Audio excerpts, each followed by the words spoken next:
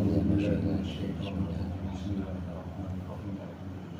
إياك نعبد وإياك نستعين. بسم الله الرحمن الرحيم. الحمد للمعلم الطلاب ومسهل الخير لمن يتعلم، ثم الصلاة والسلام على النبي وآله وصحبه يعظم. كفر عنا ذنوبنا ووالدينا ولمن هو مسلم، ندعوك اللهم علما نافعا من يومنا إلى الحساب يقوم. آمين آمين آمين ويا آمين آمين آمين ويا عليم. Bismillahirrahmanirrahim. 25. Oh, kalau yang itu yang cetakan komut halaman berapa ya?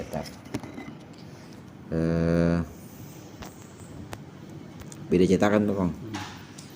Yang komut pegang itu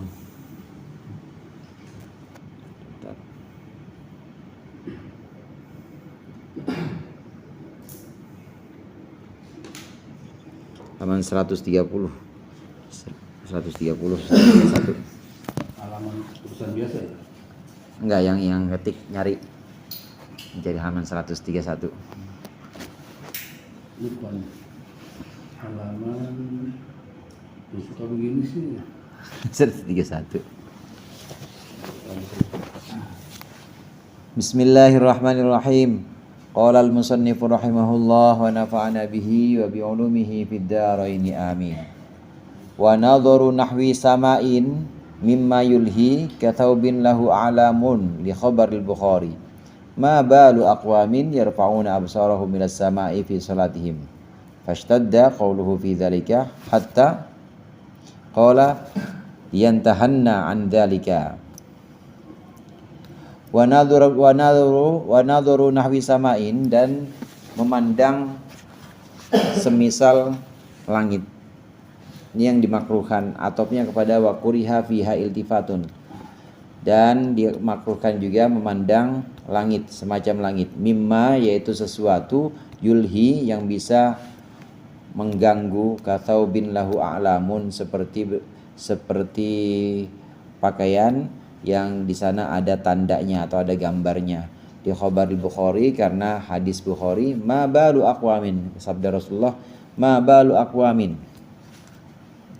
bagaimana itu kaum-kaum yarfa'una absarahum, mengangkat mata mereka, ila sama'i, ke langit, fi salatihim, dalam salat mereka. Fashtadda qawluhu, maka menjadi keras qauluhu, ucapan Rasulullah, fi dzalika, dalam hal itu, hatta qala, sehingga bersabda Rasulullah, liyantahanna an dzalika, atau liyantahunna an dzalika, hendaklah mereka berhenti, an dzalika, dari itu semua, yaitu memandang langit. Au litukhattafanna atau akan dibutakan, absaruhum, mata mereka. Wa min thamma kurihat aidon mukhattitin au ilaihi au alaihi, dan dari sana maka dimakruhkan juga fi mukhattitin, salat dalam baju yang bergambar. Mukhattitin atau bergaris. Ini fi mukhattitin, dalam baju, pakai baju. Au ilaihi, atau salat memandang kepada yang bergaris. Au alaihi, atau salat di atas pada yang bergaris. Liannahu yukhillu bil khusyu'i, karena itu mukhattit itu yukhillu, bisa merusak bil khusyu'i, kepada kekhusyuan. Pembahasan yang lalu yang termasuk makruhat atau hal-hal yang dimakruhkan dalam sholat adalah menengokkan kepala. Ini makruh, tengok kiri, tengok kanan kalau bukan hajat atau kebutuhan. Kalau tidak ada udzur, tidak terpaksa dia tengok kanan, tengok kiri, maka hukumnya makruh. Memang tidak membatalkan, tapi itu makruh. Makruh ini karena hikmahnya, kenapa dimakruhkan? Ada larangan walaupun bukan haram, tapi makruh karena bisa mengganggu kekhusyuan. Orang yang tengok-tengok itu pasti khusyuknya berubah, atau khusyuknya itu pasti lagi kendor. Beda dengan orang yang pandangannya hanya kepada tempat sujud dan tidak tengok-tengok. Ini pasti lebih khusyuk. Ini pembahasan kemarin, makruh menengokkan kepala kalau bukan karena terdesak, kalau bukan darurat. Dan demikian juga berikut ini makruh memandang langit. Yang dimaksud dengan memandang langit ini, memandang sesuatu yang bukan bumi. Jadi kadang-kadang istilah Arab itu kalau disebut sama, sama itu madunal ard. Sama itu adalah sesuatu yang bukan langit. Jadi kalau sesuatu yang bukan bumi, sama itu adalah sesuatu yang bukan bumi. Jadi langit itu apa? Langit itu sesuatu yang bukan bumi kalau dalam bahasa Arab. Makanya kadang-kadang disebut sebagai langit-langit. Soalnya bukan bumi. Jadi bumi itu apa? Apa bawah. Jadi pandangan dalam sholat itu pandangan yang ilal ard itu kepada yang rendah, maksudnya yang rendah kepada tanah atau bawah tempat sujud kita ini. Harusnya kita memandang tempat sujud. Nah, kepada selain itu maka makruh. Apalagi kepada langit, dangak maksudnya makruh. Atau kepada sesuatu pokoknya yang bukan tempat sujud. Itu bisa makruh, bisa menghilangkan kehusyuan. Nah, di sini disebutkan yulhi mimma yulhi, pokoknya segala sesuatu yang bisa merusak kehusyuan, maka itu hukumnya makruh. Misalnya sholat mandang hordeng. Nah, hordengnya itu ada gambar. Gambarnya gambar kujang, ya, Bogor, gambar kujang. Ini bisa makruh mandang. Walaupun nggak mandang langit, tapi mandang apa? Mandang hordeng. Atau mandang kepada tembok, tapi temboknya itu memang ada gambarnya, makruh juga. Jadi pandangannya mana? Pandangan tempat sujud. Pandangan hanya ke tempat sujud saja. Ini sabda Rasulullah SAW dalam Sahih Bukhari disebutkan juga. Ini jadi hadisnya sahih. Kalau dalam Bukhari itu pasti hadisnya sahih. Rasulullah itu kalau menceritakan seseorang atau menceritakan orang tertentu nggak pernah nyebut nama, jadi nyindir pasti. Nyindir nggak pernah nyebut. Itu Agun gimana sih sholat nengok-nengok, nggak pernah gitu. Itu gimana kok ada orang, pasti begitu bang. Rasulullah menyebutnya gitu bang. Gimana kok ada orang sholat tapi dangak, ada orang sholat tapi kok nggak ngeliat di tempat sujud. Coba itu suruh berhenti, jangan begitu. Mereka harus berhenti, sholat nggak boleh begitu, atau nanti biar matanya hilang, biar matanya Allah butakan. Ini larangan keras. Artinya memang Rasulullah melarang orang yang sholat tapi tidak memandang tempat sujud, karena pasti bisa menghilangkan kehusyuan. Nah saudara sekalian, ada hal-hal yang makruh, tingkat kemakruhannya itu benar-benar tinggi, seperti memandang yang bukan tempat sujud, misalnya dangak atau memandang ke baju orang yang depannya, itu makruhnya tinggi ya, karena bisa menghilangkan kehusyuan. Beda dengan satu lagi, ada hal-hal yang makruh tapi makruhnya bukan makruh yang tingkatnya itu tinggi, bukan. Jadi kemakruhan itu sendiri bertingkat-tingkat. Ada makruh tanzih, ada makruh tahrim. Makruh tahrim ini hampir-hampir haram. Kalau mengangkat tangan misalnya, ada orang Allahu Akbar, sholat nggak angkat tangan. Nah itu makruhnya tidak sama dengan makruhnya sholat dangak.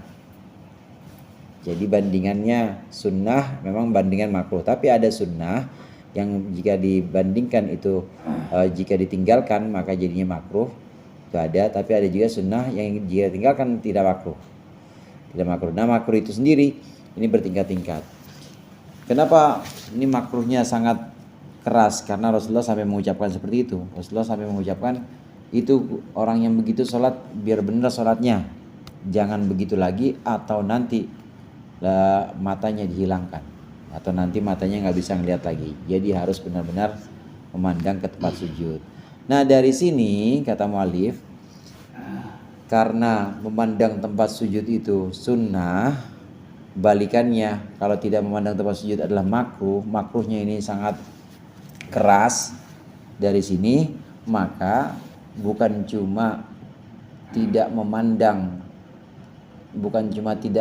tempat sujud, atau bukan cuma memandang ke arah depan saja yang makruh, tapi sholat kita pakai sesuatu yang menarik perhatian orang lain, itu juga hukumnya makruh. Dari sini Kalau tadi di awal kan kita yang sholat memandang bukan tempat sujud, misalnya ke pandangan depan yang membuat sholat kita lalai, misalnya gambar partai atau gambar merek cat Nippon Di belakang kita. di belakangnya ada tulisan gitu ya. Orang baca.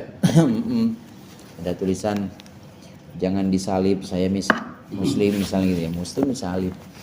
Jangan, itu bisa menghilangkan kekhusyuan. Kita memandang itu makruh. Nah begitu juga kalau kita dalam keadaan sholat, maka makruh juga kita sholat dengan pakaian itu. Makruh, walaupun nggak ada orang samping kiri kanan kita, makruh juga. Baca malaikat belakang. Jadi sholat dengan pakaian itu makruh juga. Nah pengertiannya di sini fi mukhattitin, satu lagi au ilaihi.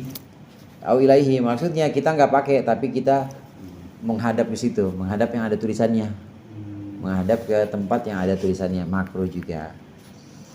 Au mustaqbilan au alaihi, atau sholat di atasnya. Maksudnya apa? Sejadah yang ada gambarnya, makruh sebenarnya saudara. Makruh itu. Bagusnya kalau sejadah gimana? Jangan yang ada gambarnya, polos aja udah. Polos. Kalau perlu pakai kain kafan. Lebih cakep itu. Lebih bagus. Itu lebih mengingatkan kita mati. Kan kita mati, emang tempat kembali kita kan tanah itu. Lebih bagus pakai kain kafan atau pakai kain yang polos. Ya kain polos yang paling bagus kain kafan. Kain putih maksudnya. Bagusnya memang yang tidak bergambar. Nah, di sini fi mukhattitin au ilaihi au alaihi istilahnya. Menghadap kepada yang bergambar ya makruh.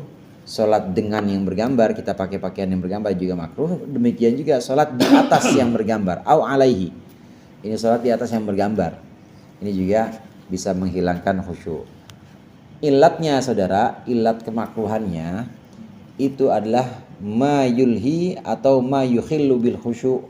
Ilatnya adalah sesuatu yang bisa merusak kehusyuan. Kalau yang tidak merusak kehusyuan ya nggak apa-apa.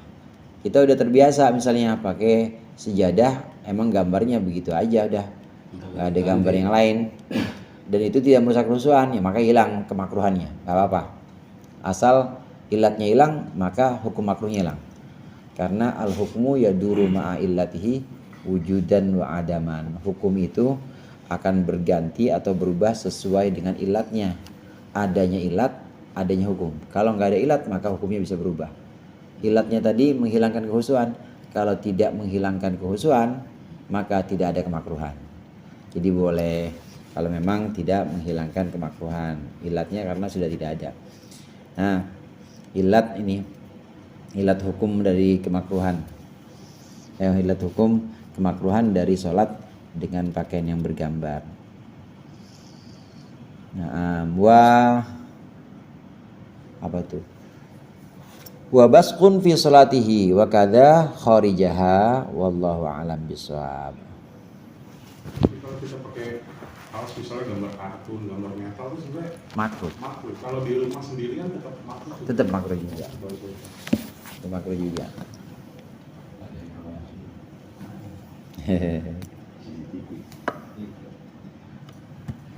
Kalau gambar kayak bukan manusia itu berarti gambar burung, rajawali, gambar macan atau gambar apa gitu Mbak?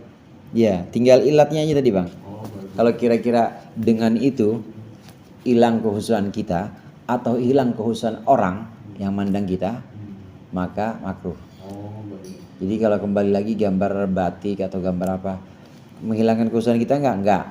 Tapi menghilangkan kehusuan orang enggak ada orang. Nah, kalau enggak ada orang ya berarti enggak makruh. Karena tidak.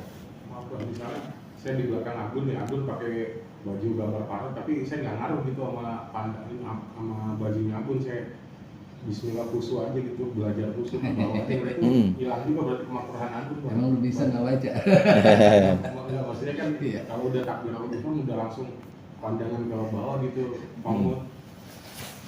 Iya. Kalau kemakruhan Agun sih enggak hilang. Selama Agun itu masih ini, Pakai baju yang mengundang gitu. ya selama Agun itu masih enggak khusyuk. Tapi kan yang ini yang ngelihat Agun bukan Bang Doni doang, bisa jadi orang lain. Orang lain bisa juga hilang kehusuannya gara-gara itu. Yang jelas membawa mudarat untuk orang lain.